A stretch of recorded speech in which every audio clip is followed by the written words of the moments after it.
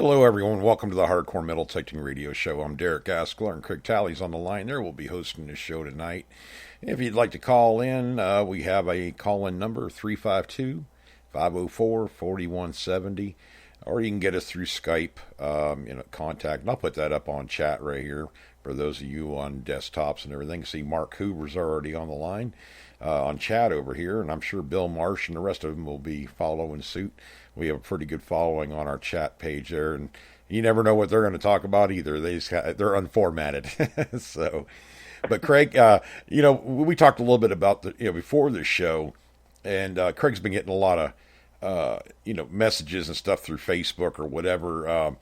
People that are newer to the hobby or brand new to the hobby, and we wanted to talk a little bit about this. Go ahead, Craig. I'll let you kind of talk. Yeah, it's kind of funny. We're starting to get people reaching out to us, that are discovering our show, and some of these people are newbies, or they've maybe metal detected a little bit in the past, and they want information about what kind of detector to get. And I'm having trouble. Giving information, because a lot of these guys are looking at, $150. One guy sent me a picture of one that was $89. Yeah. And I don't know anything about these low-end machines, and I hate to, tell somebody, it's okay or whatever, and it's, it's not really going to be, I tell them what I've been telling some of the people is, maybe talk to friends that that metal detect. Come Facebook. on our Facebook page and right. Our Hardcore Metal Detecting Facebook page, and just ask some questions, and we'll get back to you on those. And there's a lot of one option is get a used middle of the line detector. And one of the best ones right now is probably the AT Pro that Garrett makes. And they came out with an AT Max, which a lot of people switched. It's like an upgrade machine. So a lot of people sold the AT Pros. And it's probably the most popular machine in the world. It's as far as sales go. And it's waterproof. It's Garrett has a great warranty on their machines. You never have any problems with them with the warranties, and you can buy aftermarket coils for them too. I mean, they're kind of versatile that way. way. Yeah, and it's got a good it's got a pretty good meter on it. It's waterproof, so you can do a lot with it. Mm-hmm. And because you don't want to get it. I know experienced guys. I know guys that are really good that find all kinds of stuff, and they're still using AT Pros. And you watch Aqua Chigger. He's an AT Pro guy. A lot. It's his main machine. There's a whole bunch of guys. The Stealth Diggers. A lot of those guys use the AT Pro or the AT Max. Mark Hoover's saying the same thing. It's a great, it's a great secondary machine too. It's always good to have a backup machine. You get that sinking feeling when your detector, something happens, whatever, it breaks or something's wrong with it, and now you can't metal detect because you don't have another metal detector. So it's always, like AT Pro is a solid machine to buy if you're getting started. If you can, there's a lot of them used on eBay, and brand new, I think they're running, I was going to say $500 or something like that, brand new, warranties and all that stuff. But a lot of the guys, a lot of them get sold, people are trying to buy other machines or whatever. Don't bat your eyes at some of these machines. I mean, a lot of them are really good. I've sold, some machines for, oh God, I mean, I've sold some of my wife's machines for, like $500, and they're $1,000 machines, So, I mean, you get some good deals, and if there ever does come up with something minor wrong with it or something like that, they're not really that hard to get, new coils for, stuff like that. Usually they work just fine. The problem you run into when you go out and you want to get in a hobby and you go and you want to buy a detector and you're looking at price automatically. That's what everybody does. And you're thinking, oh my God, I'm not going to spend, $1,000 on a metal detector. I don't even know if I like the hobby or not. So that's where you get into I'm going to look at the bounty hunters or any low end machine. And we just kind of throw it out there and any metal detector will find you something. How well it will find you something is a whole nother ball game. So you don't want to go out and buy, knowing that you probably are going to like the hobby, you don't want to go and buy a $100 machine or a $59 machine or whatever, because you're going to be out of it, wanting something better within weeks, probably, once you establish that you like the hobby. If you can find a good used machine, well, that puts you ahead of the game. And, like the AT Pro, I mean, a lot of these lower mid-level machines are good. I'm looking right now on eBay, and like you can get one with it doesn't have very many extras, but about $488. You can get one with headphones, pinpointer, a whole bunch of other stuff for between like $552 and about $599. Yeah, these are brand new machines too. Yeah, brand new machines. Yeah. Let me see if I can pull up some used ones here. Well, while you're doing that, I'm going to say, when you get on these Facebook pages, like here's one one $335. I mean, yeah, 300. Well, can't beat that. Well, I guess they're bidding on that one. Here's another one for $475. Yeah. 520, $495. Yeah, it's about $500, and that's a good price because I remember, I had one. I mean, I got one in on a trade. I traded off a used detector for 2 used detectors. And I messed with it, did a comparison video with it and everything else, and it actually fared better than an F75, at least for me. It's Fisher. And there's so many brands out there, but I mean, you just want something that you're going to be able to work with. That's what I would want. Something I can grow into a little bit, learn about the hobby, learn how the machine is, and don't bat your eyes at an AT Pro. I mean, there's a lot of guys that use these machines still, and they've been in the hobby for a long time. It's how you use the machine, how you set it up, and that's why Craig and I are such sticklers about telling people to get out of presets, go get your own settings, that work in your area. And, AT Pro is a good machine to do that with because it has ways of adjusting. Well, it's also, you can, that machine will hold its value. You can pretty much, sell it again and get most of your money back if you don't want to get into the hobby, and decide you don't want to do it. But, you could also, want to upgrade, and you could sell that and upgrade afterwards. But you just don't know when you first get into the hobby, and it's a lot of money to, looking at. I don't bat my eye now on spending $900 for a machine, and I've spent as much as almost $1,600 for a machine, and but. I still got it. It works fine. I just need a new battery for it, but it's still battery lasts about 4 hours before it goes dead. And it goes the same with the equipment too, Craig. I've had it for 7 years, and it works fine. Right. But it even goes with the equipment on all these machines too. You got a machine. You don't need to go out and spend $50 on a fine bag. Go out and get a nail pouch from Home Depot or something like that. Or, a shovel. Use your garden shovel. I still use a garden shovel. It pops a good plug down here in Florida. I don't deal with a lot of rocks and stuff. I slam that thing in and pop it. You get one for $20 or $15. I think I've been at like Lowe's or Home Depot, and you can get like an Ames shovel for $14. And I got one out in my shed that I use every once in a while. I went and got a latch, or what was it? Wasn't a latch. It was a latch, and 31-inch with the smaller blade on the end. Right. And that's what, just to do plugs, but that other one does fine. Yeah, I mean, I've used I have for $14. I actually have, it's like a regular garden shovel, but it's on steroids. It has a point to it. I got it from home, or Lowe's or something like that when I was up in Tennessee hunting with Tom Bunch and Bill Pendergrass. And even Bill said, "Man, it's a vicious looking shovel for I got it for $20, Craig.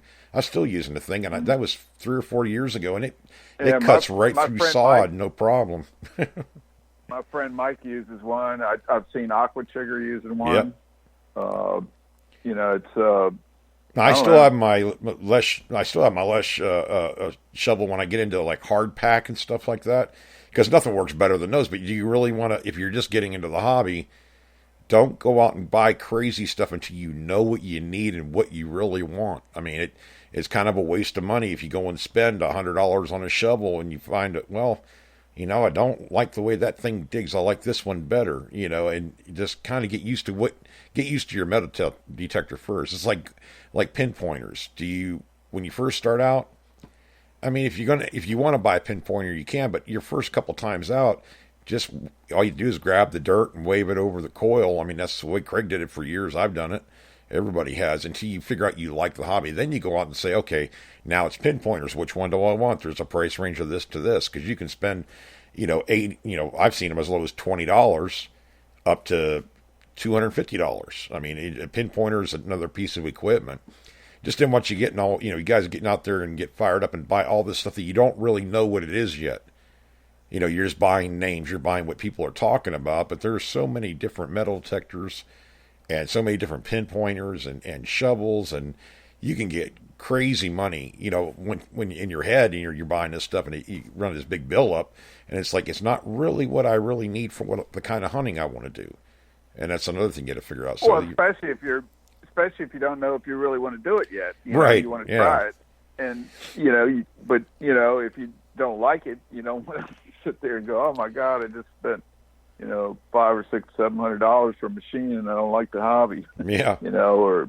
Well, it's just like turning wrenches on a car. You don't need, Mac tools or whatever, real expensive tools. If you've never really turned wrenches on a car, you go out and buy Taiwanese and see if you can, make those work until you figure out you really want to turn wrenches, and, why spend, big money on something if you don't know you really want to do it? I hope you do. I mean, I think it's a great hobby. It gets you outside. It gets you plenty of exercise. Don't think that we're lazy. Anybody who's been in the hobby any length of time, you wear yourself out. You go to a beach, you figure, well, I'm going to walk the beach and metal detect, and, oh, that's easy. Yeah, you dig 150, 250 holes in a couple hours, and, even in the sand, and walking and everything out in that sun and everything. Tell me, you come back from that and tell me that you're not wore out. Because, I mean, we hunt, Craig and I go out there, when I'm up there in Virginia or something, we hunt, 5, 6, 7, 8 hours up and down hills and digging, chopping tree roots and fighting flies and bugs and mosquitoes, and you get your fair share of exercise. I'll tell you that much right now. So don't think it's a lazy man's sport. So I've seen. Yeah, I've been out where you get into a good spot and you start digging and you're digging. All of a sudden you realize like 6 hours has gone by or 5 hours. Yeah. And you when you start thinking, all of a sudden you realize, oh my God, my whole body's aching and I'm tired as hell. But when you're finding a lot of good stuff, you're like, you don't even, it's like you're on an adrenaline rush and you don't feel the pain, until you stop. Yeah, not to mention that's why we always talk about the heat stroke and everything, because when you start getting into a zone and you're concentrating, just having fun really. And then you realize, man, I'm dehydrated. Man, I haven't drank any water in like 2 hours or what. I mean, that's why we're always kind of, warning these newer guys and gals that, hey, don't get it. Even if you're young, I don't care if you're, 15, 16 years old, whatever, you're out there metal detecting. Don't think it's not wearing you out. I mean, you're out in this hot sun and these high temperatures, you can fall over just as easy as some old man can, put it that way. So, you got to stay hydrated, keep focus a little bit. I mean, the first thing I think, Craig, is when I've lost track of time is I go, God, I got to walk all the way back to that vehicle now. Because usually I'm, a mile away or something like that. Yeah. Yeah, save enough energy to get there. But yeah, it's, We used to do one, we knew where we were going to hunt, and there was places on the way there. We would hunt all the way to the end. We'd walk all the way to the end and then hunt back to the car the rest of the day. Yeah. That's how we used to do it. Or, that way you were closer to the car, when you got tired at the end, Yeah, no doubt. But that took a while to figure out, but I started going, you got to be more efficient, Yeah. But as far as these metal detectors go, don't go, I wouldn't even bother. I mean, if you're really serious about the hobby, if you think you're really interested in the hobby, I would definitely say to go to at least the Craig, $300 range, $300 to $400 range detectors. Just because we know that you're going to buy, and I started out with a Bounty. I'm not beating up machines. I absolutely not. I mean, every company has their low end machine. I think Minelab has the Go Find and Quest has the Quest 20. I mean, they're not bad machines. I mean, I tested a Quest 20. I think it's a $199 machine, and it could still hit a 7-inch dime, which kind of surprised me quite a bit because that's it's pretty good depth for that low end detector. These machines are getting better technology wise and stuff, but you just want something you can kind of grow into a little bit. If you're going to turn right around and spend $400 or $500 anyways if you really like the hobby to get into a mid-range machine. So why not just bite the bullet, buy a used one for $300 or whatever, and then try it out that way, and that way you kind of skip that startup thing. I mean, I've done it, and I found within not even a month I was ready for another machine. So, and I started out with a Bounty Hunter 505 or something like it was the low range, like just above what you probably get at Walmart or something like that. At least back in the early 2000s, anyways, 1990 something. Any rate, but yeah, I mean that's what I would suggest because at least, and you got to be careful of knockoffs too. These new machines, like Craig was saying, I mean, there's been some counterfeiting going on, or whatever you want to call it, overseas. And I think they had the same problem. Didn't they have the problem with pinpointers, Craig? Garrett Carrot or something like that. A bunch of them out there. They got $29, $29, Garrett Carrots. They look just like them. I mean, yeah. Seems like there's all these, and some of them they call them a different name, but they look exactly like a Garrett, with the orange and everything on it. But there was one guy told me there was one pinpointer. It was about $30 that he got, and he still was using it after 2 years, and it was still working fine. But, yeah, they have one at Harbor Freight. I mean, believe me, it's not going to last long. I mean, it's going to. I had one for maybe a few months. The button gave out on it, but it's kind of like it's a monstrosity of a pinpointer, but it's something to get you by. And it'll pick up like dime, like maybe a half an inch, 2 inch, or not even 2 inches away, probably about an inch away from it. Yeah, it's going to get you by. I think it's under $30 anyways, and it's something that if you just really want to get one for right now, it's fine. Now we did find both Craig and I use Quest, or what they used to call them Detecnics, pinpointers. Yeah, I think they were X-pointer. X-pointer. It's called X-pointer now. Yeah, they're $89, and Craig and I both have got ours in 2014 or something like 15. We're still using them; they still work good. They haven't broken. I beat the hell out of mine, and it still works just fine. And it'll pick up a dime 4 inches away. It start beeping.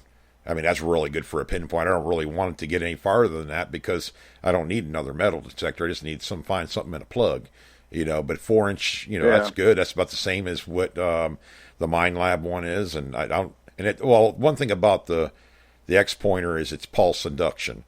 You can use it on a beach. You can use it, because of the salt water. VLF pinpointers have a hard time, but it's a nice pulse induction pinpointer, durable. Yeah, they make a waterproof one also. Yeah, you're talking like 127, I think, for the waterproof one. I mean, you know, and they have them all the way up, but they have a Viber Pro, which is like The first one I 200 and got, some dollars or something like that. I mean, it's durable and everything, but you know, I didn't need something that extravagant. I don't do any underwater detecting or nothing like that. So, the first one I bought, and that was 4 years ago. That was $80, and it had the holster, and it had a really nice lanyard. And my friend Mike wanted to get one last year, so I decided to order two, and they were up to $89, and they're in a different box. It says X Pointer on it, but they didn't have the lanyard with it.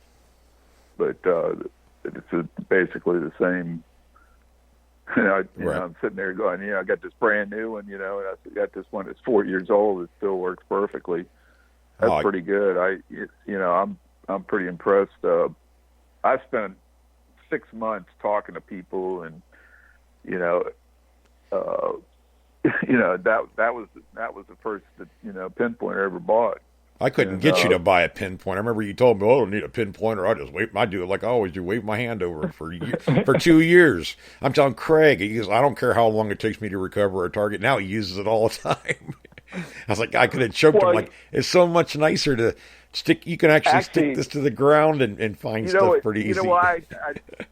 One of the main reasons I got it was I was, when I got the Bliss tool, I was digging so deep, I was hitting stuff. I was like having to scrape the bottom of the plug to get the dirt out when it was, and it was hard to, get the dirt out of the very bottom with the shovel, Right. If there was something shovel, there, you were scraping it, and so I started using the pinpointer to, and then I would go down with my knife and cut it out. Yeah. Just keep it. It really works good. Like you get something, you dig by something, and then you can find it in the side or the, plug, on the. Then that's where the 4-inch, the 4-inch distance wise on a dime size target works out really good because you take your first scoop out of the hole, and usually, Craig and I've been doing this for years, so we can tell by the signal usually about how deep the item is just by lifting our coil off the ground as we're swinging.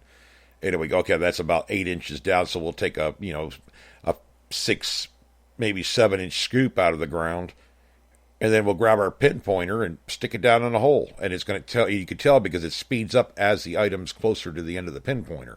So if you get a real quick signal on it, it's right there. You reach down there, you get your knife out, and you could pop it out or reach your hand down and grab a handful of dirt, and it's probably in it. It gives it, or if it's in the sidewall, like Craig said too. I've missed targets totally before. Everybody's done it sometimes, especially iron targets because they're usually off center with the detector I use. I could say, okay, it's in the sidewall, and I can kind of dig out with a knife and get the item out of there. You don't scratch it. Okay? Nothing kills you more, and Craig's done it. I've done. I think any experienced hunter's done it. Stick that shovel in the ground, take that second scoop out, and grind it right across the face of a coin or whatever, or breastplate or whatever. You just cringe when you hear it. You know what you did, and it's like you don't want to do that if you can help it. And it's always a really nice target too. It's always something really cool that you do that to. I've always found that the deeper you go, the less the pinpoint is accurate. It starts drifting a little bit. It's hard to really pinpoint it when it gets really deep on that little whisper signal. Right. But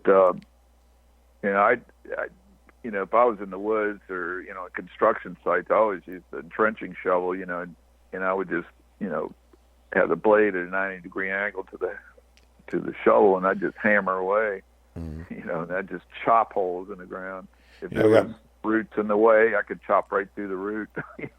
A lot of these guys too they're on chat talking about all this stuff. The metal detectors and stuff. And Mark brought up this Tesoro metal detectors. You can Lobos and stuff like that. Those have always been pretty good dang detectors. And especially for somebody that's new to the hobby, they don't have a fancy screen on them or nothing, but they're a sound detector. They work good. They don't. I don't know. It has some adjustment points on them, and you could buy. I don't know. I think I used a Thesauro for years. Craig has, They're a great backup detector. He's talking about and he's talking about the Mojave, the Tesoro Mojave. It's a great travel metal detector, and just for kicks, pretty much is what he's saying. Yeah. Or the Garrett Z Link wireless set on it. Oh, he just put the Garrett Z Link on them. They just went out of business, and it's kind of a shame. And but they've got the lifetime warranty, and I hear that Technetics has taken them over. But they spent almost a year, I think, just fixing warranty machines. Right. But I'm on a Tesoro. There's a Tesoro group on Facebook, and there's a lot of diehard guys on there, and they're just they're just machines that work. Right. They're a lot cheaper than other machines, but they're very light, especially the newer models. The UMaxes and stuff like that. They got these tiny little boxes and only have like 1 9-volt battery. I remember my friend Mike had one, and it was like 2 pounds. It was like a day of, it was unbelievable light. But they, because they had the lifetime warranty, they're very durable machines. The only problem I ever had was jerking the headphone jack out, and I bent the thing twice, and they ended up reinforcing it and putting double bolts on both sides. And Jack Gifford told me that I was the only one that ever done that. He'd never seen that happen before, and they wanted to know how it happened, and I said, well, I was going through the woods, and I caught a limb, and they're all laughing because they don't have woods. They're in Arizona. Yeah. But it's I found a ton of stuff with those machines, man. I almost have had at least 20 of them over the years. The last ones I had that I used was probably the Bandito, and I went to the Nautilus. I see a Tesoro Lobo on here for $300. Lobo was always a pretty good one. Super track metal detector.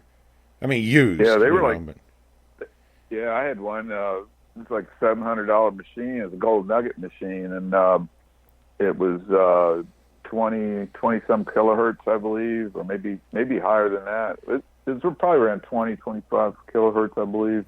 Yeah, here's an Xterra MindLab Xterra for $260. White's M6 metal detector for $182. That's not too bad for a White's. I mean, the deals are out there. Just look up used metal detectors online. Better yet, a lot of the metal detecting Facebook pages, I'm sure, like, Dirt Pirate Detecting, Don't Tread on Me, Ohio Relic Hunter has his Facebook page. If you get on there and ask them, hell, these guys might have used metal detector they wouldn't mind parting with. They're going to get you something decent, something that works good for a good price. I mean, I don't know what they have these. They probably also know dealers that are reputable that you can deal with. They'll give you a good deal on one too. Right. I mean, I know Evan up at Sirius Detecting is real good. I've dealt with Evan for several years now. Or I think Vicky's running some of the stuff right now. But Sirius Detecting has a website and stuff you can go to. They've treated me good. I don't know about a lot of the other ones because Craig and I, we kind of, I don't know, we're not, we don't buy from a lot of, different places. I know you used Treasure Mountain for a while, Craig, and I'm trying to think here. I bought my Deus from Big Boy Hobbies, and I bought like headphones and stuff like that I haven't bought any detectors from Treasure Mountain, but well, of course you got Calico and all the big box stores and stuff. And it just sometimes I used a local dealer that was about an hour from me, to buy the Equinox. Mm-hmm. That was Battlefield Detectors in Boonesboro, Maryland. Yeah, that guy was fun to talk to. He was. Most of these guys are decent. They're not, they think the same way Craig and I do. I'm not going to, they're not going to rip you off. I mean, they're going to, you just be sensible about the prices, look around, see what the going rate is on a particular kind of detector. they're probably in that range, if not lower. And they're going to give you good customer service, because you don't last long in this hobby if you don't treat your customers right. Talk to a few guys on Facebook or gals or whatever, and they're going to tell you who they bought their stuff from, if they had a good experience or not. That's what the information is out there. We help each other. So if you're new, don't worry about it. I've seen, Craig and I've been getting a lot of like these messages on Facebook. It's the private messages. Craig's been getting a lot more of them about the as far as the new getting into the hobby ones. So. Well, they're seeing our podcast, and I think what it is they go, wow, I thought I'd like to get into this. So they're messaging me saying they like the show and they want more information. Because they're thinking about either getting into the hobby or getting back into the hobby. Right. So that's one thing about podcasting is there's a lot of reviews that people do, products and different things like that. It's good for advertising, but it's also a way to get, information, I've been getting a lot of the messages from, I got one from France today, in French or whatever, and then one from, I think it was Spain.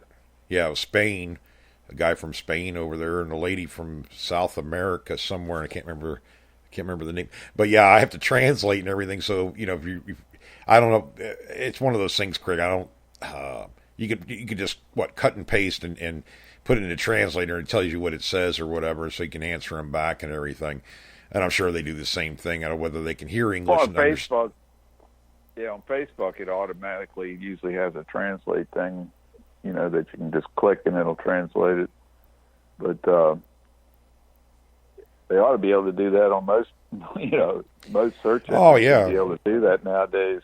Well, I'm looking at a lot of them from different podcast formats or whatever you want to call it, different companies. And it's like some of them, they listen to our show in Japan and this and that. And I guess, it's just like anything else. You can, a lot of people, I'm kind of like that with Bulgarian and also Spanish. I know enough to understand what they're saying and stuff. But when you go in, try to write it, obviously, I can't write Spanish or Bulgarian or anything like that. I print it out, whether we use a keyboard. I got to translate anyway. So, we do have listeners around the world, and, if you have questions, feel free to send them. Just, understand that, don't lose anything in translation. Sometimes these programs we use to translate, it goes to proper English or whatever. We ran into that when we were dealing with Ahmed. I was translating his stuff, and it's like, I don't know if it's just what he really meant. You don't get I guess there's a lot of imperfections in the way that translator can. Well, they don't have work. They don't have like verbs in their language, right? So it's it's like I got this Albanian friend, and sometimes he drives me crazy. But he got a Blissol, and then he burned up the battery, and oh my God, I was getting like every 20 minutes a message, and I was trying to get the information from Derek about the battery, and I was just he was going, why aren't you answering me? And I'm going, this is the last time I'm ever going to give anybody any advice, yeah, no kidding, bugging me, But God, I like the guy, but God, he was driving me crazy, But he has to translate Albanian to Russian and then use Russian to English. And you lose a lot in that, the translation. And so, it's, sometimes I have to keep writing. I don't understand, and he'll send me basically the same message again, and stuff. But Craig, they don't understand. We have a hard enough time with English. How are we going to speak another language? I was trying to show him that, tell him about ground balancing, and we just went back and forth for 45 minutes. Right. So I went out in the yard and I turned on my phone and I taped myself ground balancing, and I used hand signals. Yeah. And I sent him the thing, and then he he has all these little smiley faces and stuff. You know, even they use them. He understood it. Yeah, he understood it. Yeah, and then he goes, my friend, that is great. And now you know, and then he comes back about a half an hour later, and he's got a little video he's showing me, you know, and he's pumping the coil up and down and everything, laughing, you know, and I was sitting there going, this is crazy, you know. I'm talking to this guy halfway around the world, you know, and in a crazy language. They don't even have the same alphabet we have. Things don't mean the same. I was in Bulgaria, and Ahmed would laugh at me all the time. We were talking, I'd say yes or no, whatever, you know, just English, yes or no. And him and his, you know, the technicians and stuff would laugh and giggle. And finally, the last day we were there, I guess when I say yes, it means no, or vice versa.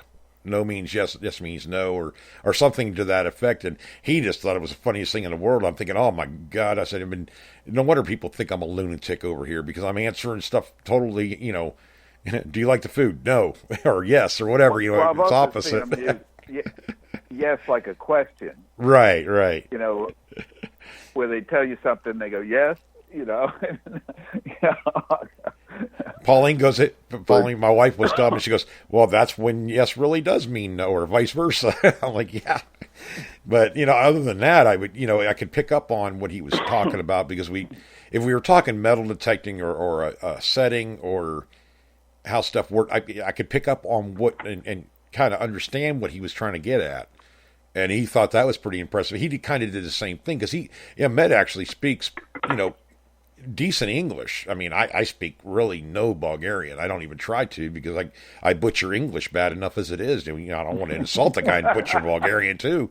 I mean, Spanish people, I mean, and I have enough respect for them not to speak Spanish, because I would be telling some kind of curse word or something, I'm sure, or some kind of phrase that was not what I intended. So I stick with English, and it's slow. I hear and speak about the same speed. So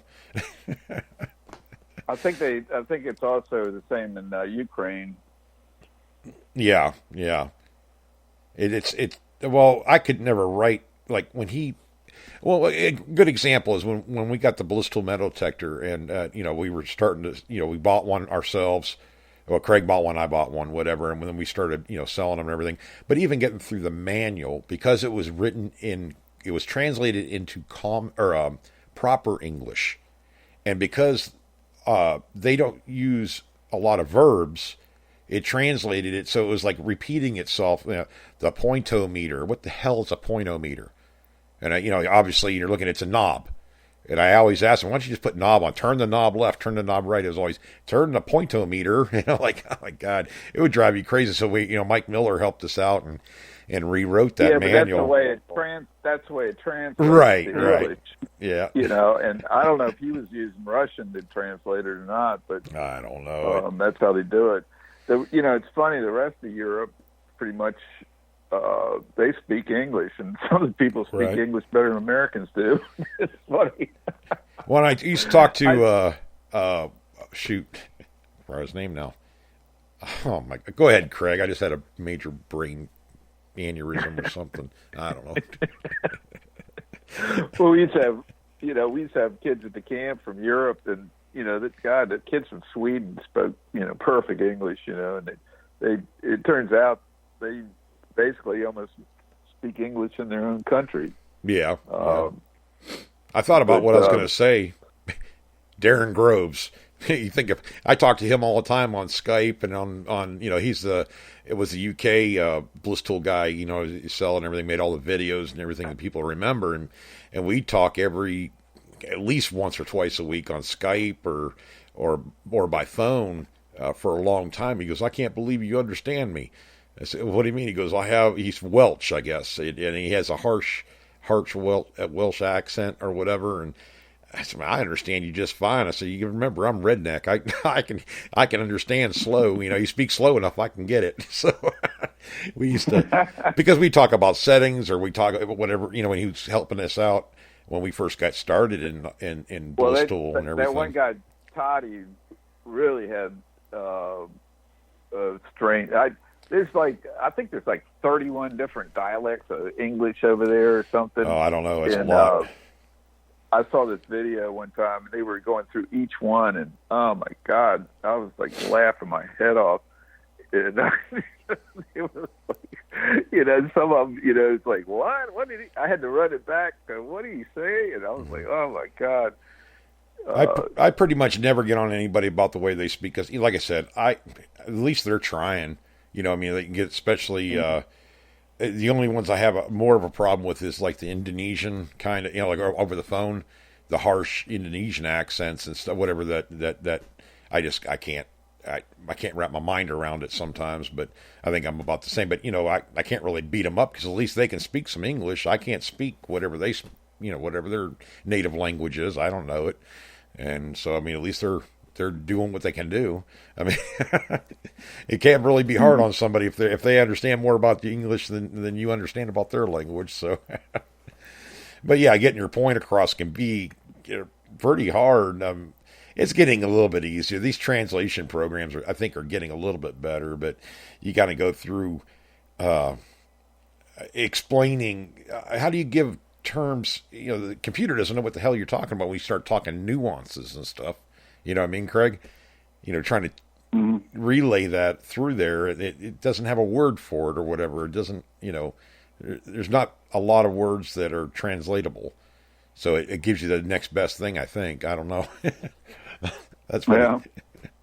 But yeah, I mean, with people, we kind of got way off topic about this. Well, not really off topic, because it happens a lot in this hobby. There's people that metal detect all around the world. So, we are always exchanging information, even with, with people that don't live in this country. I mean, we got, Gavin, Gavin's on Australia, and then we have, Darren's over in England, and, we had a few from New Zealand that were listening to the show on Monday or on Friday morning, Craig.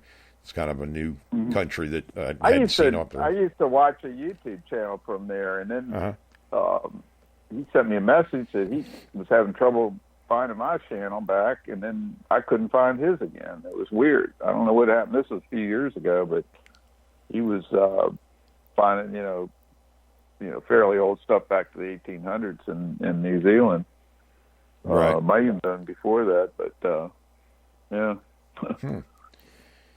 Yeah, I've seen people in Korea metal detecting, Japan.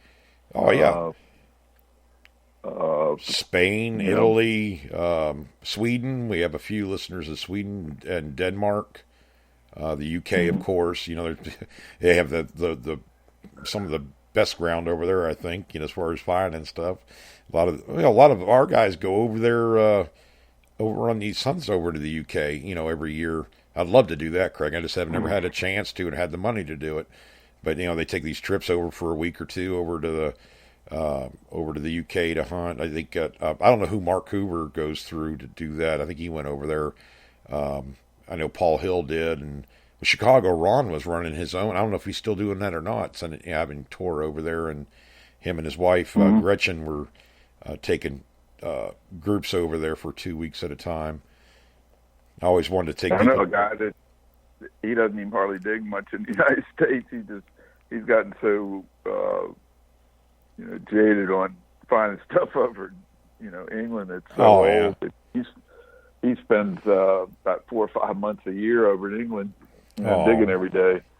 That's a good place to go. I saw the guy. I met the guy.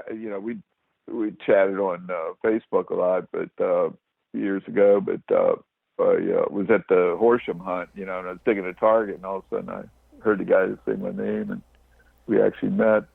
That was pretty cool. Yeah, Mark says he's never been over to England for a hunt. He just visited. I'm sorry, Mark. I thought you went over to their hunt. Sorry, Craig. Go ahead.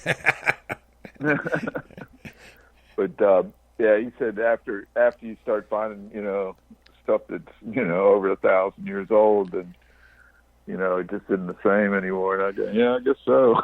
I don't know, Craig. When I was hunting over in Bulgaria, I mean, I'd stand in this, as far as the eye can see, you just saw nothing modern whatsoever. All you seen is old stone ruins. It was an old Roman village. I don't know, it's a huge area, up and down hills and stuff like that. But man, once you hunt over there, it's just like, Ahmed asked me, how long do you want to hunt today? I said 2 weeks. Just bring me water, a portalet, and some and some batteries or whatever to recharge the batteries, and I'll just stay here in a tent.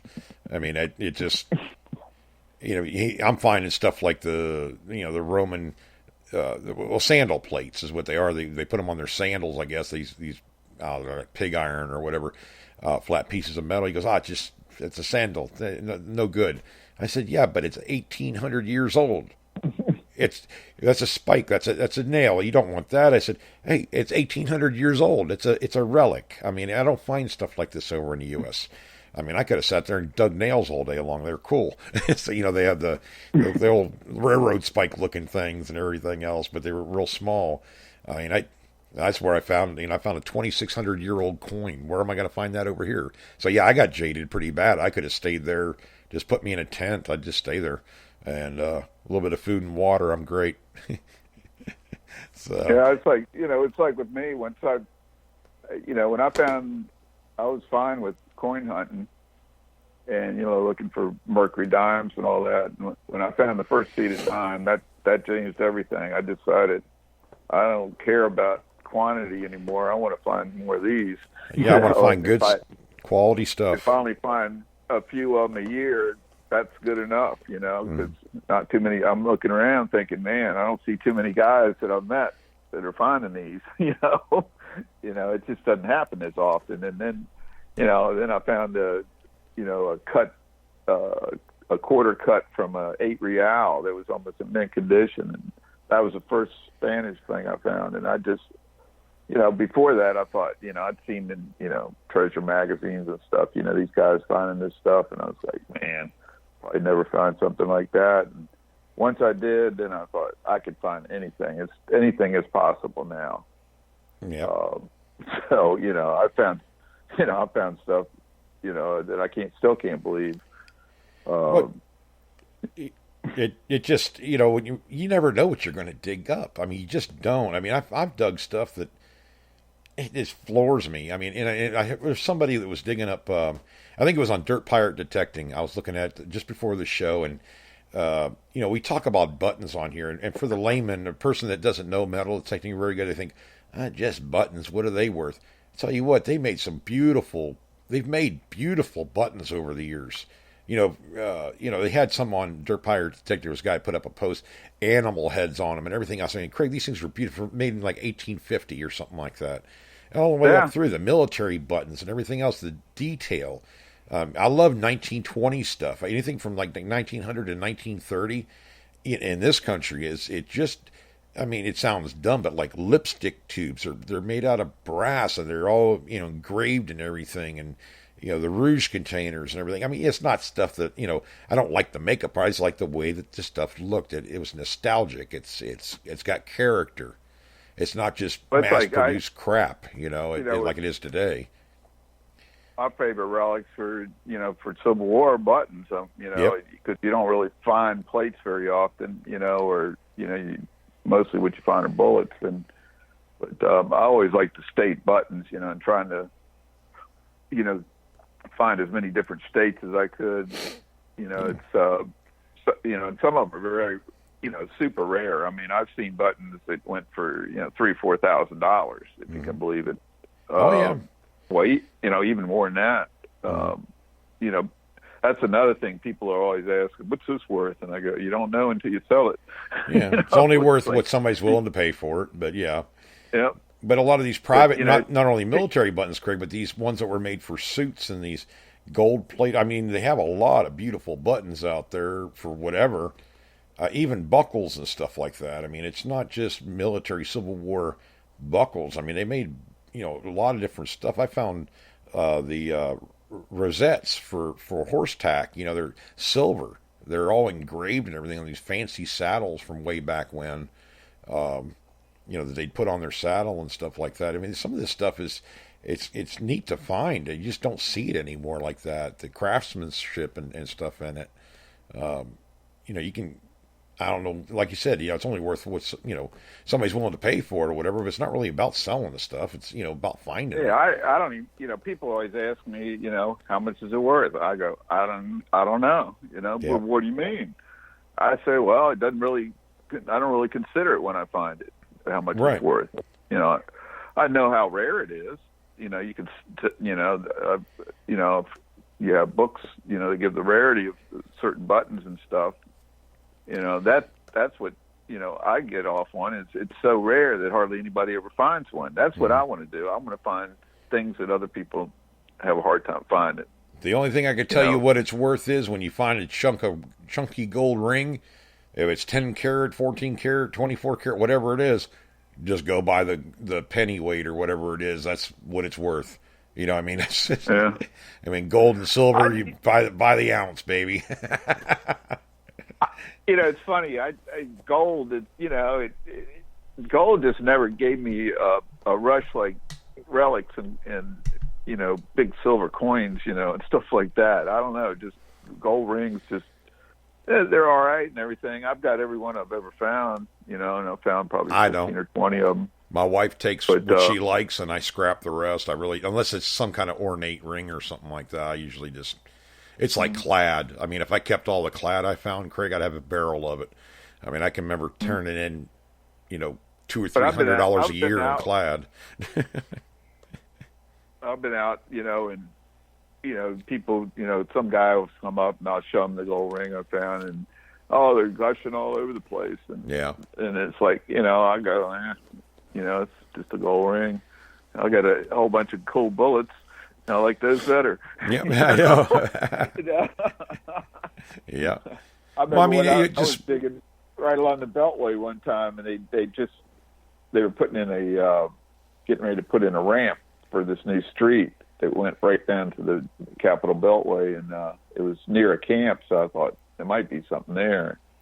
And on top of the hill, there wasn't anything at all, so I started down the hill and started digging bullets, one after another, and they were all in the side, fairly deep. And I got another signal. I didn't have a meter on the machine. I just was, digging by the beep, and I got a signal after I dug about 8 bullets in a row. I got a signal, and I dug down, and there's a big gold ring. And I go, how the heck did that thing get down in the middle of this, down that deep, in the middle of nowhere here? Yeah, no kidding. Weird. Well, Mark's saying on here, he goes, I bet a $20 gold St. Gaudens, I don't know, some kind of fancy gold coin would give you a rush, Craig. Oh, yeah, Craig would be jumping up and down, I guarantee. He doesn't get thrilled with rings and stuff, but with coins, oh, yeah. The only bucket list that I really care about, some of them I might find something and it's a bucket list. I just didn't know it was going to be a bucket list, but gold coin and a Confederate belt buckle are the two things I want to find. That if I could find that would make, I wouldn't really care about it anymore. Yeah. As far as, but I've made, I wanted to find the last thing that I found that I'd been wanting to find for about 10 years was a cob. Mm-hmm. And I dreamed about this thing, and I was thinking about it all the time. And I wonder if somehow your mind makes it happen or something, when you think about stuff, or I don't know, it's fate. Maybe it's fate or something. But well, you've done. I've done it too. We talked to before we started doing radio and stuff, and I just thought about this the other day, and I turned around and found one. And you've done it too a couple different times. When you found that 1782 or 1682, the Cobb Real you found, you had just talked about it a couple of days before how you wanted to find one of those things, and you turned right around and found one. With me, I always say I want to find something cool, and I find a really neat shotgun shell. No, I'm joking.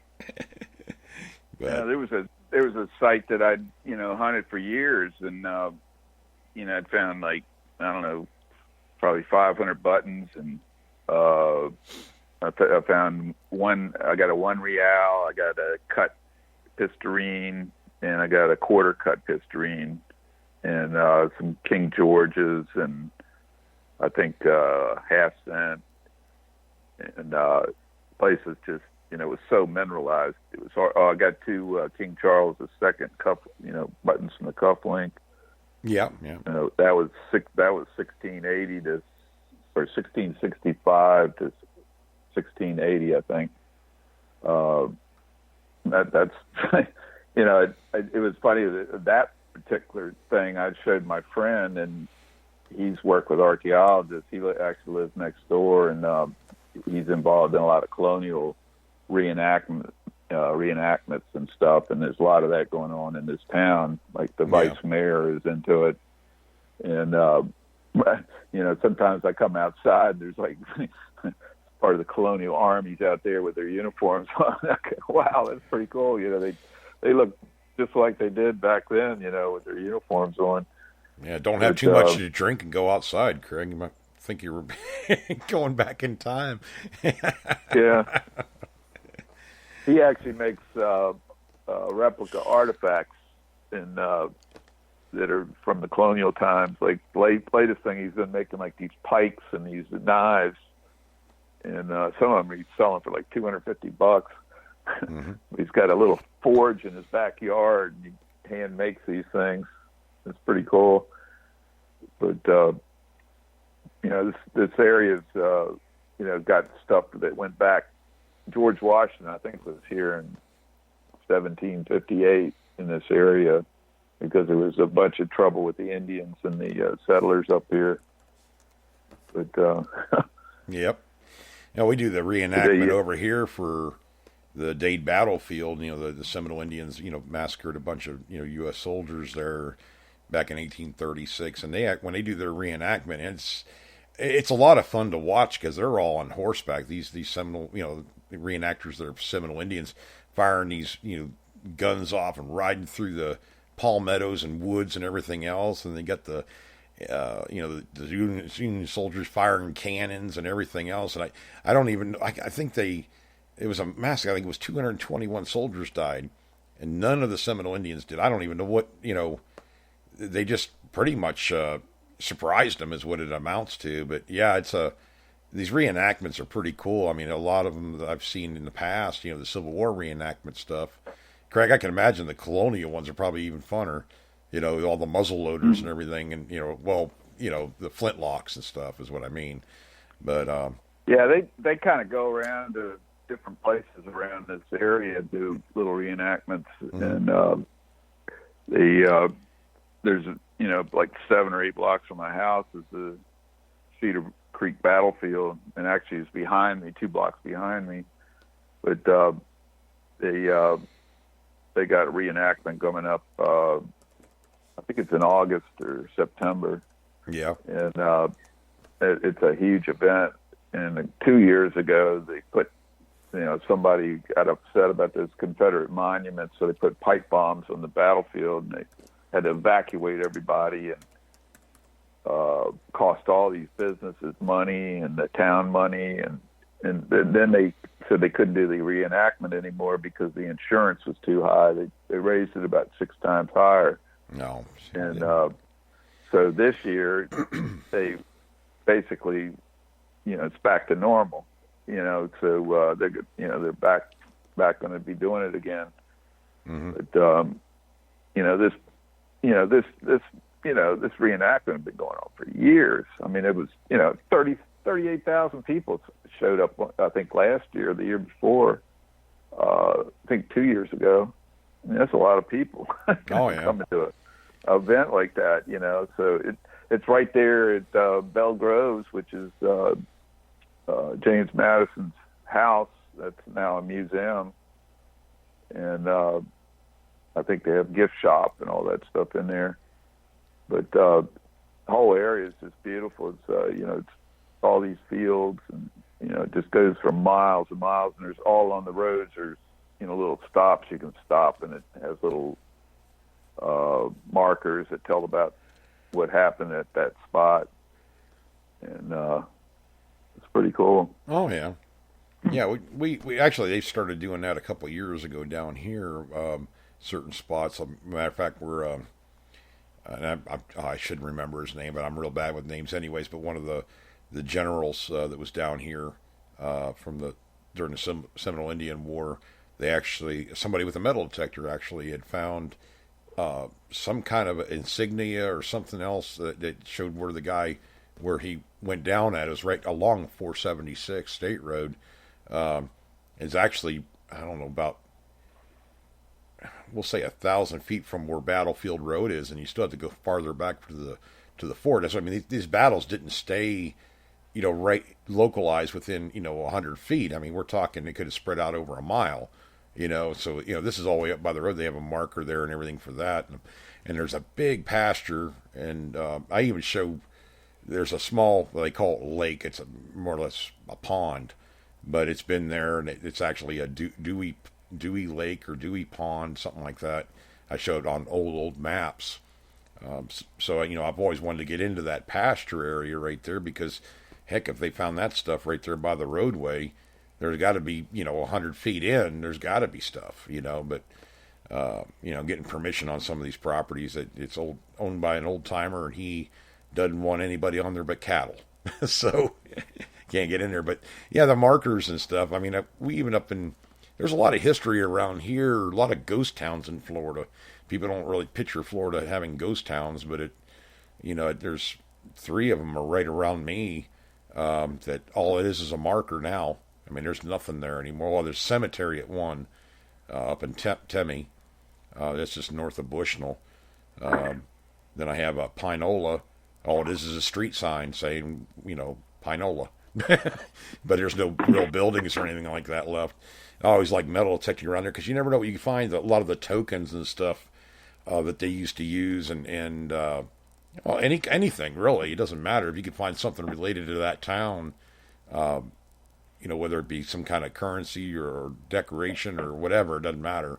The railway went up through there too, so I mean, you might find stuff from the Orange Belt Railway, seals, locks, whatever. It doesn't matter. A lot of people don't even talk about padlocks a lot of time, but padlocks are, I guess highly collectible, depending on how old they are. Oh yeah. I found some real ornate one from like 1870, and I found it in the middle of a pasture, and it was intact. And I still got it. It's guy down the I let Melotech on the site down the street where I found the Real. He found a what was it? B&O Railroad, Baltimore and Ohio, I guess, railroad lock, and it was brass, just beautiful, the whole thing. I was kind of jealous, but we found a B&O railroad button in this yard here. But I got a whole stack of railroad spikes I found in this yard. Yeah, I found a couple different sizes of them too. I dug a top hat one time. It was a top hat from the Monopoly game. It's an old one, but dug that, and dug a McDonald's token, which I didn't even know they existed. It's from Orlando. I dug one of those right along a roadway, and I dug one in the yard. It Monopoly thing. It was one of those houses. It's like green plastic. And I saw it in the hole. There was a wheat penny in the hole. And I said, wait a minute, that looks like one of those Monopoly things, the little house. Yeah. Probably the neatest toy I ever dug out of the ground. I dug 3 of them. It was a pickup truck, an old, probably 50s pickup truck die cast, but it was as big as the tissue boxes they give you at the hotels. They're about, I don't know, 6 inches long, whatever, about that, and about that wide. Yeah. Dug it almost elbow deep in the ground. I dug that with a white, so I kept on getting this signal, and I knew, when it read like 98 and stuff, I knew that's not silver, but it's got to be something decent. And I dug down there, and I dug 3 of them buggers. One was a Datsun car, and then the 2 other ones were really old, but they were die cast. And I always wonder how they got elbow to shoulder deep in the ground, and that I picked them up to begin with. But I dug them up. That's called Nissan. Yeah. I gave them to the Historical Society over. I deal with the Historical Society here in town. My pastor from my church he works there or whatever, volunteers there, and I gave him like, I don't know, 3 grocery bags that had a bunch of stuff in there, and he just thought it was neat, the old stuff that come off the properties right around that area. The toys and the tools and the buttons, and I was just glad to hunt the area, so I gave him a lot of the stuff, and he he says, I like widgets. I want to get a wheelbarrow. I'm going to put all this stuff in a wheelbarrow and see if these kids know what this stuff is or what they think it is, So he was making it fun for the kids there too. So, I just said, well, I got some stuff I can bring in. I just brought him a lot of the stuff that really, it's not really worth nothing to anybody but me. But heck, if he liked it, for his little museum they had, it'd be great. So, he was happy. I was happy. I got to dig some cool stuff. So, you get involved with different groups and stuff like that. It does. People like metal detecting, if anything else, to talk about it because they want to know what you find and what you're finding, where you're finding it, how old it is, how much it's worth. And you start up these conversations, and before you know it, people say, hey, you can hunt my property. I got 10-acre pasture out there. You want to hunt it? I don't know if there's anything out there or not. And I've actually found some really cool stuff in some pastures. They said never had a house there, but the one plantation property, Craig, I dug that place. I probably dug a couple thousand relics out of that. Just a small area on that plantation property. They never even knew a house was there. I was finding the porcelain doorknobs. I found, these are older places, and I found a lot of neat stuff in there. I even found a 50 caliber round from one of the bombers that came in World War II. I guess when they let the landing gear down and that casing fell out and it landed in the pasture, I was about a mile away from the landing strip right there. I dug a 50 caliber, great big bullets, just the casing. That's the only one I've ever dug anyways. You probably don't come across them very much here in the U.S. unless you're around a military thing or something like that. But yeah, I dig all kinds of stuff. But you get a lot of permissions from just friends, just people, acquaintances or whatever. People kind of they like treasure hunting. They like finding treasure, buried treasure. So, and these are just little treasures beneath our feet. So, but yeah, it's kind of a misunderstood hobby in many ways, that, some people, think you're doing it for money or, they might have something really valuable in their property and most of the time they don't, or, it's, it's kind of, I've had people that, they see the condition that the, stuff comes out of the ground and they're not real impressed, it doesn't look that great. And I go, well, it's been in the ground a long time. And actually I can probably clean it up a little bit better, but, that's just, that's just the way it is. Artifacts have a patina on them. That's right. We've talked about that in one of our morning shows. Don't clean them don't clean the patina off your finds. You new people out there, you start finding stuff and it has that nice white patina on a bullet or the nice green patina on a piece of, brass or copper. Don't scrub it off of there. That's what the character's all about. That's the beauty of that item. It's a judgment call when you do, and yeah. I know everybody wants, to have something really nice, they dig up beautiful coin, an old coin, and it doesn't look good, and they're going, oh man, and sometimes you can't make it look any better. In fact, you're probably going to make it look worse. Yeah. I've seen people do some really stupid stuff, and I've seen people take coins that were in pretty good shape and try to make it even better and ruin them. So, and then they start crying, and I go, look, it's a learning process. When you first start off, you just, we didn't have the information you guys have now on the internet.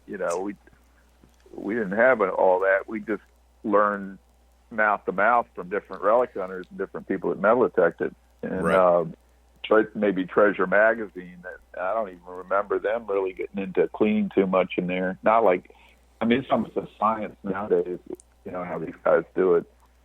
They know when it's just not, it's just toasted. There's nothing you can really do. I've taken some coins down, till they're shiny, just to see what they are. I've got a King George II farthing that I could see the date in the dirt, but I can't see it now. But it just was, totally, corroded. It was just unbelievably bad. And it's a King George II. I still can't. I could see the date when the dirt was on it, just slightly. I think it was like 1732, I believe. But it's just that's just the way they go. Sometimes you can't do anything with them. And it's a shame. Well, I remember when we were, like the King George seconds and stuff we were finding up in Pennsylvania. It's like we know what it is because of the size and the weight. I mean, we just can't get anything else off of them, and it's like it's still we know what it is. I mean, it's just like a large scent. Large scents, you can do the same thing. You can, if you clean them the wrong way, you may screw them up to the point where, I mean, you don't even get any detail. I got a straight bust. It was either 1798 or 99. It's the only one I've ever gotten from the 1700s, but you can't tell anymore whether it is or not. I can see the outline of the head, but I can't see the date. Right. But and it's okay though. At least you haven't messed it up. I mean, it's just still that's just a character. And people, I know by the design that it's either 1798 or 99. Now you could see the 17 when I got it out of the dirt, but then it dried and it the 17 disappeared. But at least I dug one that an old one like that. Right. But you definitely want it to be in better shape. But that's just the way it goes. That's why silver coins are so much better to dig. Because they kind of hold up a little bit better. I've had a couple that were really bad, but they were in I dug a Canadian dime, and it took me forever to get the where I could see the front or the back hardly. I remember I dug a 1901 Canadian large cent. That's the best I ever did down here. But it's a large cent. Yeah. Jeez. I've dug. I think I've dug two, but they're kind of rare up here. I see guys up in New England. They dig them up there, but and it's funny. I see people in Canada. They dig Indian head pennies and wheat pennies and mercury dimes. And stuff. Oh yeah. In Canada. You new guys out there, if you dig an Indian head and it has a hole in it, don't get pissed. That's actually more character right there. You find a whole coin, everybody says, "Well, it's not worth nothing." Well, you know what? It's worth something. It's worth more than one without it, as far as I'm concerned. Somebody made a hole in it to whatever, to sew it into their shirt or whatever they did, or vest or whatever, or wear it around their neck. They did that in the Civil War too. They always had some money with them that way, if they needed it. But yeah, you find a whole coin. I mean, that's more character right there. I'll take those all day long. We get some of these. Like one guy that gave you a hard time, Craig, about the breastplate or whatever. Well, it's all ripped up and everything. I said, it's a breastplate. Who cares? Yeah. Who cares? It's one. I mean, yeah, I'd like to see a perfect one, but still. I mean, you could tell it was a breastplate, but it was it was not in great shape. But you could see the eagle and everything.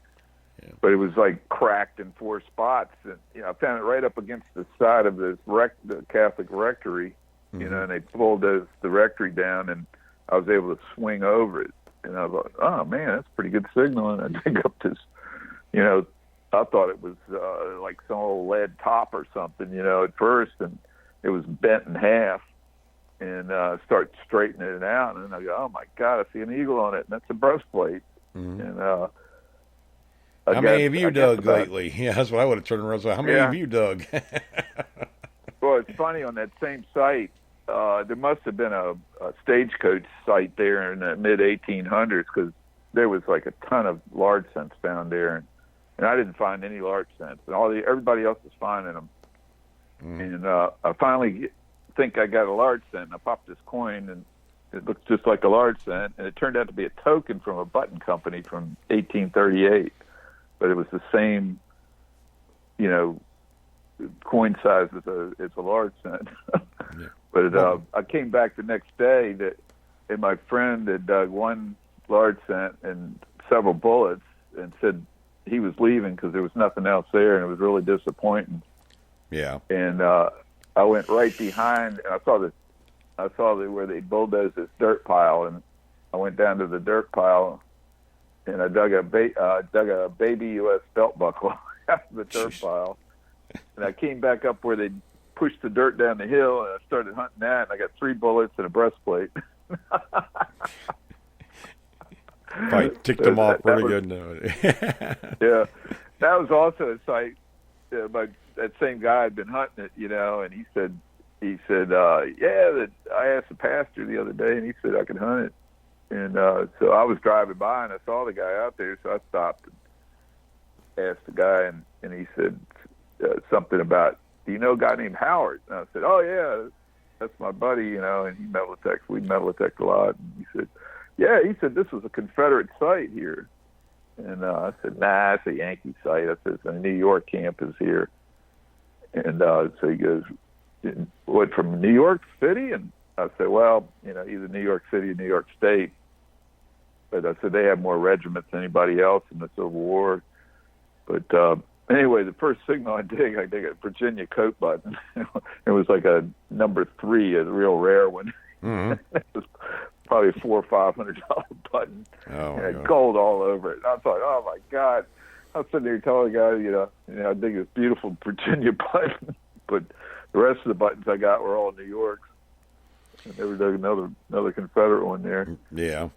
That's why I keep on hunting that bridge property. And Craig, I haven't been back out there since I found the wheat penny. So I'm on to something now, but I just know there's got to, if it's that hard to hunt there, there's got to be something good there. They're far and few between, or I'm just not in the right area, whatever. But I'll keep on hunting it because it has the history to it. I mean, it really opens up. I could really find just about anything. From we have it dated back to 200 and some years. So, yeah, I mean, we large cents, gold coins, whatever. I mean, there could be anything on that property. It's such an immense area, and you're just looking for activity and, whatever. And I'm not really finding it except for like barbed wire pieces and straight, iron things. And I did get into I got the silver plated buckle and, like for suspenders or something like that, coveralls. And I got to get a wheat penny from 1927, so I'm getting back a little farther. But, it just kind of floors you sometimes. You just try to, it doesn't mean it has to be something there, but there just has to be something there. It was a stagecoach road. I mean, God, that area had really, there's no other houses on the property or nothing like that. It was traveled for many, many years that way. So, yeah, I mean, when I do come across something, you're going to hear me hooting and hollering because I've darn sure worked for it. So, yeah. Man, we ain't going to be cleaning nothing too much either. I'm not going to ruin nothing. But, yeah, I'm probably going to wrap it up for tonight, Craig. And we're about 9:15 right now. And, guys, we are doing the shows on Monday, Wednesday, and Friday when we can. I mean, Wednesdays are kind of a crapshoot. Never know if I'm going to be able to do it or not. But when Mondays and Fridays, we're definitely trying to do them. It seemed to be going pretty good. I was pleasantly surprised by them, and it's actually a good therapy for Craig and I to stay on one topic because we have one heck of a time doing that. We're all over the place, but that's what made the show so fun, anyways. But for us, anyways. But we're trying to keep it limited a little bit. Yeah, we decided to do a morning show because people are commuting to work in the morning and they need something to listen to. And Monday is the biggest download day for podcasting because like 57% of podcasts is listened to in cars now. Really? I didn't know that one. Yeah. It's totally different from YouTube as far as the listening patterns and everything. 85% of the people listen to the podcast all the way to the end. Right. And they don't mind 90-second ads. Whereas, like on YouTube, the average, if you get 5 minutes, that's pretty good. Mm-hmm. Watching your video. I didn't know it was that low. I had no idea either. But anyway, there's 500 million YouTube channels, but there's only 500,000 podcasts.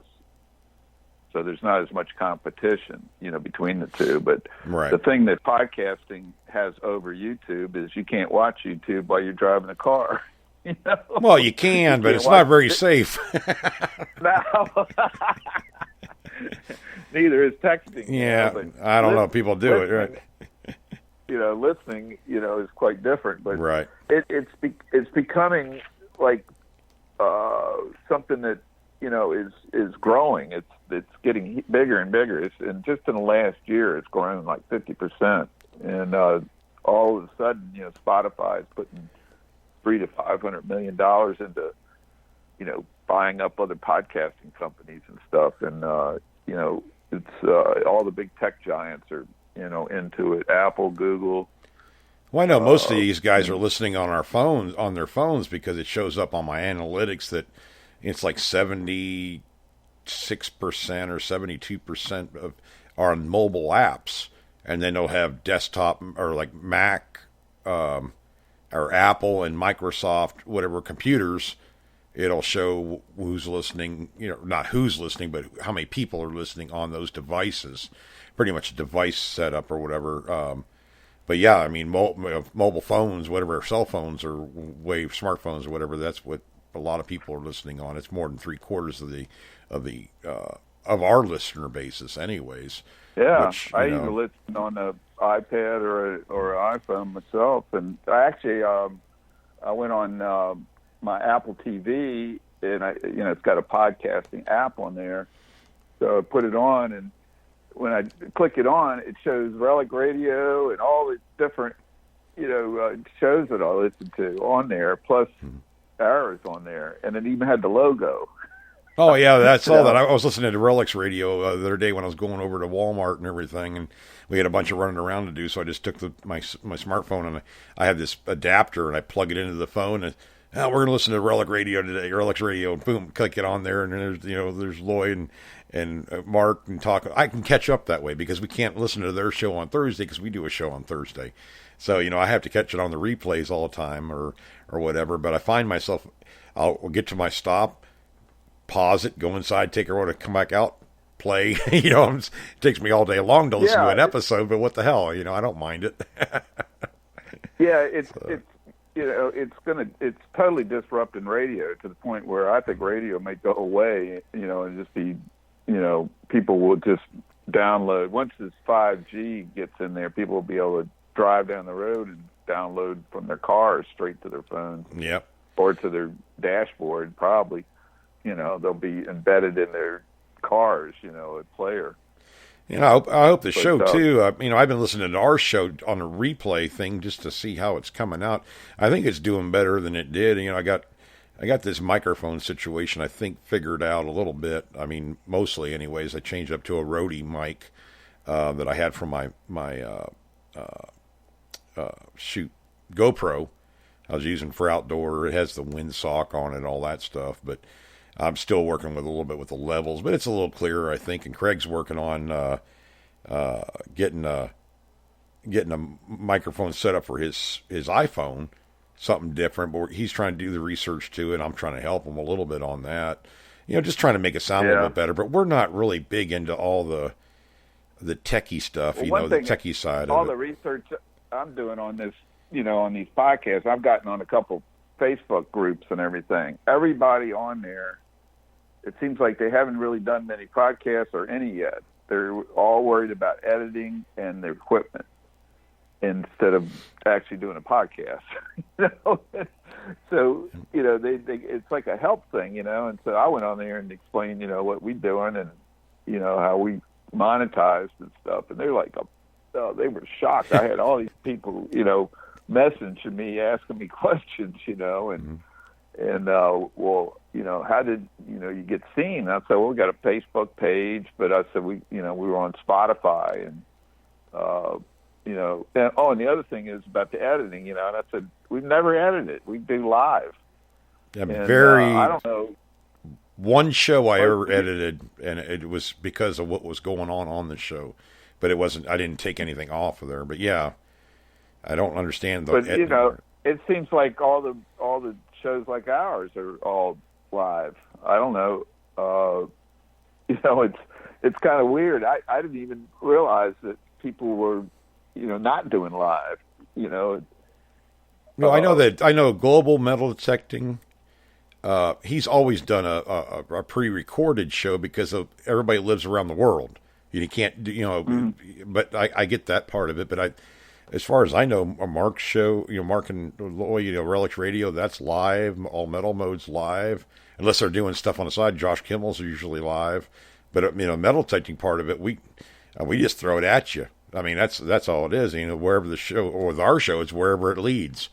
The path it takes is the path it takes. And we have some good, okay shows. We have some great shows. It's all mixed up, but at least it's real deal. I mean, I could micromanage it and go through and edit it out and all that stuff. It's a heck of a lot more work, and I want to keep it real. I mean, it is what it is. Anybody that's listening, wants, to, give us an idea on a show or on something to talk about, just message us on, email or Facebook. Go to our Hardcore Metal Detecting page. Yeah, Facebook page. They got a thing where you can ask questions on there and stuff, and that's how I think I got 2 messages today off there, about people that were listening to the podcast, and it's kind of, one guy's been in the hobby a little bit, and he's hasn't done it in a while. He's thinking about coming back and doing it, and another guy wanted to know, information about, low level entry machines, coming, to start the hobby. Yeah, I don't know what's up. It hit us more than once, too. If you guys don't hear a response from us in like a week or something like that, I wouldn't even think that long, message us again some other way, because I actually, Craig, believe it or not, I got my class reunion invite or whatever. I finally found it accidentally. Actually, I looked down. I was like, who the heck, class reunion? Yeah, it was last year. I don't know what the heck happened. I don't know what the deal was with Facebook, but they obviously they don't know how to track people down on there or something. But for whatever reason, it didn't even show up. I didn't even, that's the first time I seen it was today. I was like, okay, well, I wasn't really going to go anyways. But I don't seem to get the notifications right, and especially like off YouTube nowadays. Right. It's getting screwed up somehow. But some of these guys I'm just subscribed to, and one guy was, I hadn't heard, hadn't seen a video, and then I happened to see a video, see that he actually had a video. He actually had 2 videos out, and I hadn't seen them, and I went on there and I'm unsubscribed. I'm like, I didn't do that. That's weird. And then, I'm back subscribed, but then it's like I'm not getting the notification from him. And so I've done some research on that on YouTube, and there's a whole bunch of people that are complaining about it, saying that they're getting messages from people that they're not getting notifications, and it's been turned off. Or if you need to talk to me or Craig, there's ways of getting a hold of us, and we have email addresses, we have the Facebook private message. We hey, get a hold of us. I mean, keep trying, because sometimes we just don't get the stuff, or it goes some spam folder or something like that. In the comments on YouTube, Right. And but I'll usually see those, but some of the others I don't. Right. I noticed that they're starting to block comments and stuff. They don't want people commenting. Yeah. There's some kind of weird thing now where they're trying to figure out whether you're saying something. How people joke, or they may take a joke as serious or something. With I think they're using logarithms and stuff. So in other words, they're afraid somebody's little feelings are going to get hurt over the internet. Yeah. Come on. I mean, if they saw our chat, just Bill Marsh alone would be banned. Yeah. Because he jokes around all the time. So does Mark Hoover. So do I. So I guess we'll all be banned off of YouTube. I think FCC just put a $5 billion fine on Facebook, for stealing everybody's privacy and everything. Yeah. But the problem is they made $58 billion last year. Yeah, so you're not hurting them. It's not much, Yeah, so we'll never see any of it. Well, I don't care. I just want them to, get their act back together and YouTube back together like it used to be. But probably never going to happen again. No, I don't see it happening. I just, I want it to be good. I'm kind of psyched about it. I love this podcasting because it's so much more pleasant. We're growing, and I don't know. It's just it's kind of it's a lot better than YouTube. I'm getting a bit more disinterested in YouTube, and I'm getting more into podcasting. I see it growing. It's fun. Yeah. But YouTube is getting where it's kind of frustrating, not as fun as it used to be. Well, we talked about on the Friday morning show about the censorship and them wanting to, you can't say this, you can't, screw you. I'll say what I want to say. That's the way it should be, especially in this country. We can get right down to it. YouTube is pretty non-controversial, Right. Well, they are, yeah. But, it seems like I'm not getting the views, and I definitely wasn't getting the subscribers. They slowed down again. Yeah, but just people they're worried about people's feelings getting hurt or whatever. Oh, we can't. What? People have thick skin. Even they were talking about the younger, the kids and stuff. The teenagers, whatever. They listen to podcasting and they listen to it a lot more than the adults do. They got thick skin. They just. Quit worrying about this stupid stuff, man. God, they just want to censor everything, and it's like, you can the internet has changed everything. There's no going back. It just. And if you think it is, it's kids know more than the adults do about how to get around on the internet. These kids, and not saying about the younger generation or anything. You know what? They've heard curse words because they use them more than we do. It's not like they're learning anything from any of us.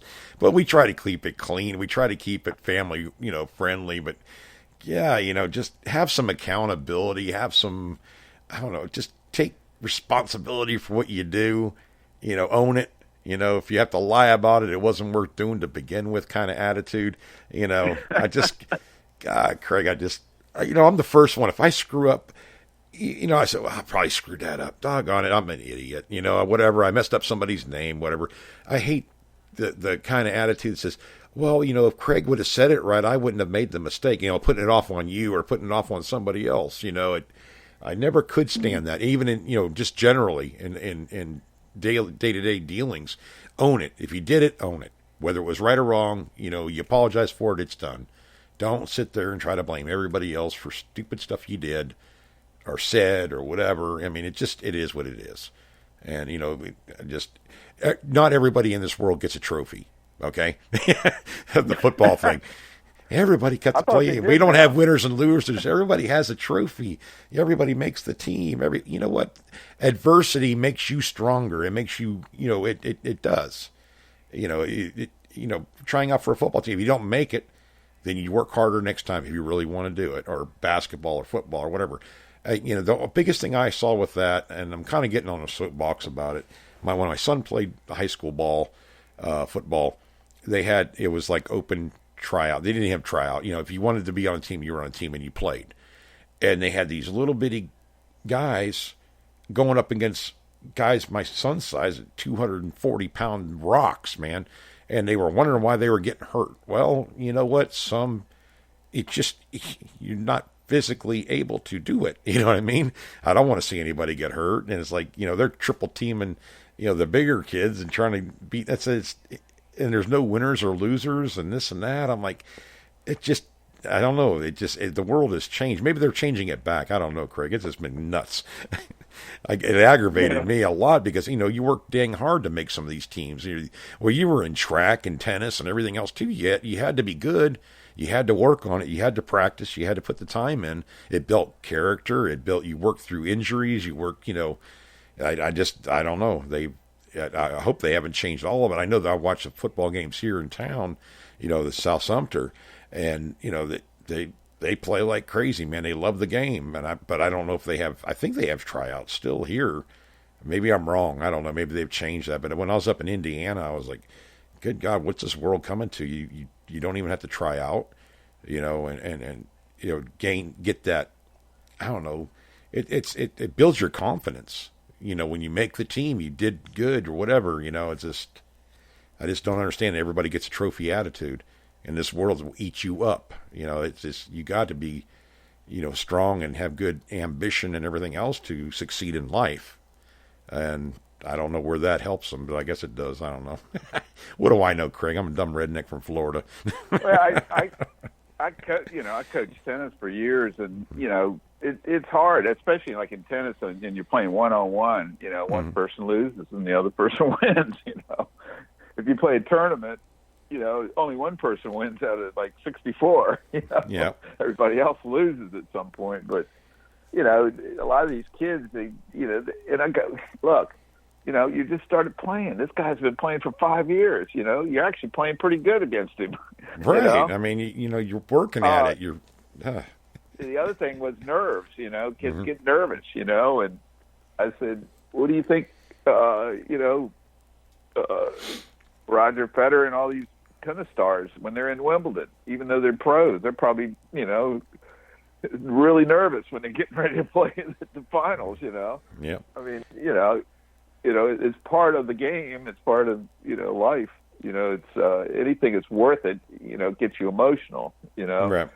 But what also builds character later in life too, because you're not, Craig. I mean, don't tell me what I can't do. I will do what I have to do to, build this or go here, go that. Whatever. I have the ambition because of the way I was raised and because of the things that I had to achieve to get to where I wanted to be at. It's self-confidence. That's whatever. I mean, I'm not going to sit there and I don't know how they're going to get that impression into somebody's mind at a young age if they just just give it to you.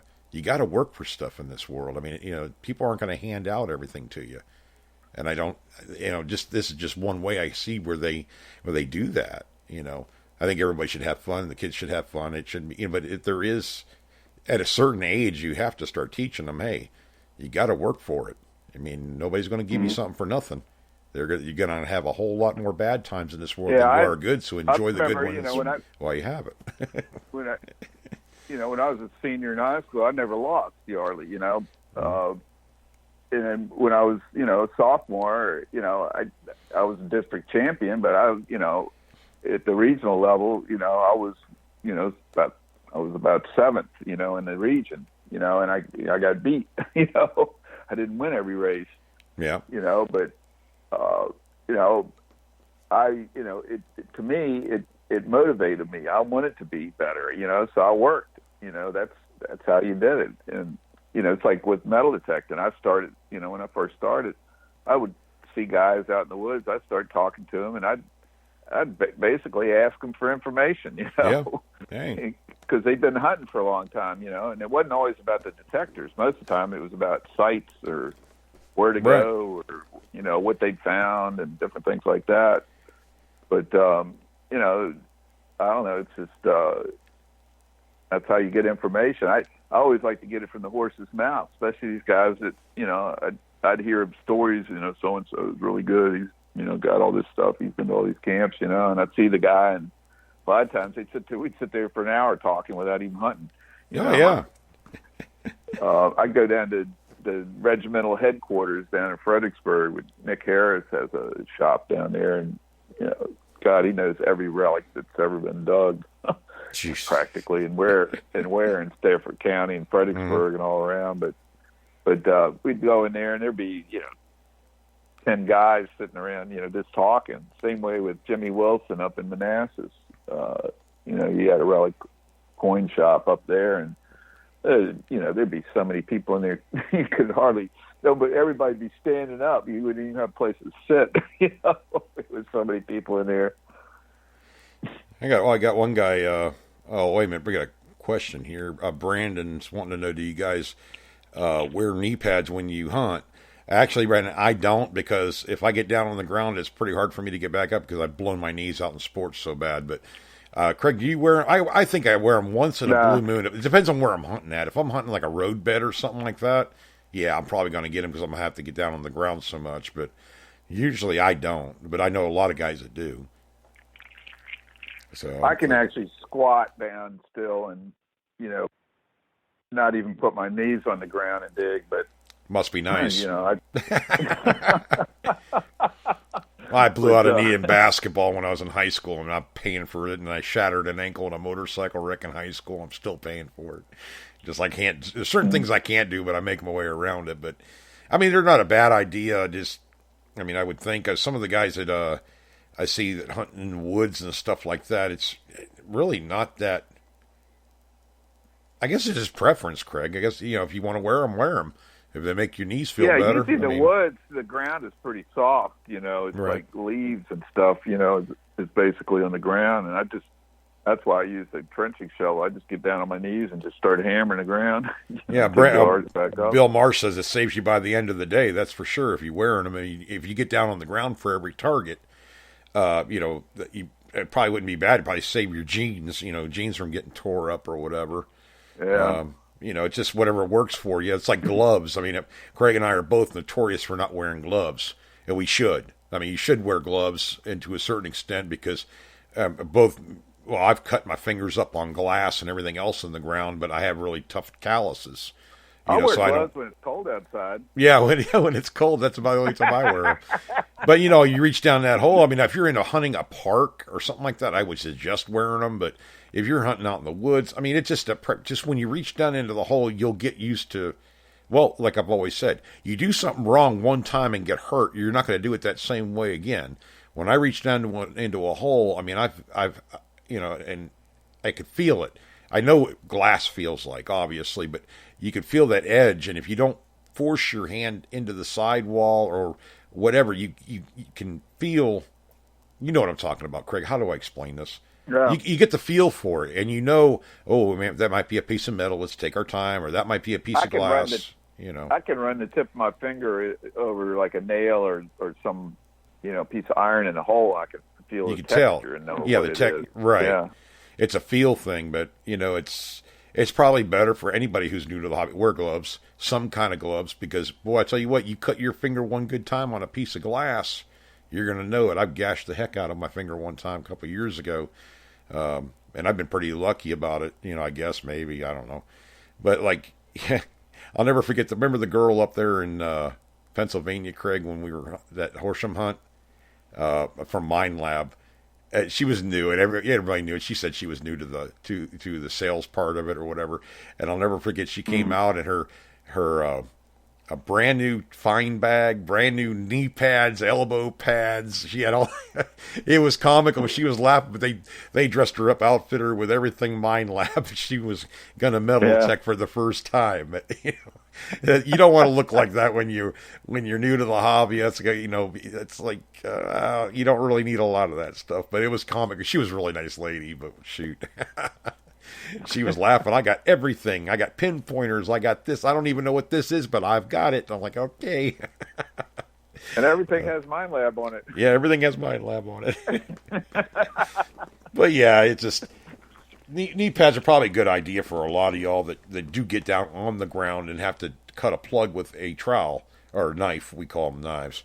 It's just going to save your jeans, save your knees. That's for sure. Let's see here. Ohio Relic Hunter speaking up again. He goes, I dig in the dirt with a leash when I'm in a park because of the needle possibilities. Yeah, that's true. Which will poke through gloves anyways. Yeah, the needles and stuff. You gotta. And I've never come across. I think maybe one time a needle, Craig, but. Yeah, it's a scary thought when you think about it. If you're in an area where you think drugs or anything like that, yeah, it's going to poke. Just dig with your shovel and chop it up. You know what I mean? That's where a pinpointer would really come in handy. You flip the plug out of there and use a pinpointer. If you even think that there's needles around, because God only knows what, kind of, you can get hepatitis or whatever the heck from those. It's just, you do what you can do, I guess, as far as gloves go. But, the knee pad's probably not a bad idea. But Craig, we got so far off topic and off. Well, it's already it's a half an hour later. Anyway, we're gonna stop this show now. All right, guys, thanks for tuning in. Be sure to like and follow the show. Tell a friend. We do more of our stuff word of mouth through the computer and stuff like that. And recognize and check out the other shows that are on Spreaker. They have archive shows too, like Relics Radio. We talk about them all the time. All Metal Mode. Beyond Sight and Sound and everything. We're all on there, and we all do a different kind of format where we're all about metal detecting. So until Monday morning, we're going to do a show. Until Monday there, guys, get out there, keep digging, and God bless.